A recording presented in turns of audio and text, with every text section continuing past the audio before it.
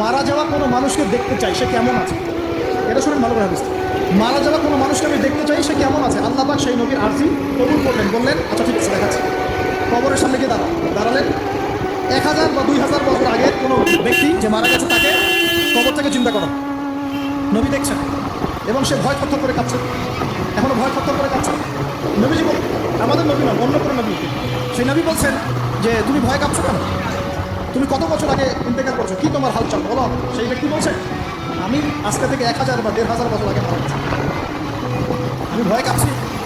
যখন আমি মারা যাচ্ছিলাম, মালাকুল মউত যে আকৃতি নিয়ে আমার সামনে এসেছিল, ওই আকৃতি আমি এখনো ভুলতে পারি না, তাই দেখে আমি থরথর।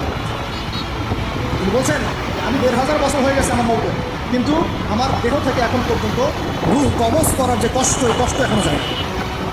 আর এইসব দুর্নীতি করে আর অন্যায় করে মানুষের সম্পদ আত্মসাৎ করে, অন্যের উপর অত্যাচার করে ভাবছি যে আমরা কালকে কবরে যাও, তাকে বুঝি। আল্লাহ রাব্বুল আলামিন আমাদের সবাইকে হৃদয়ের চোখটা খোলা তৌফিক দান করুন।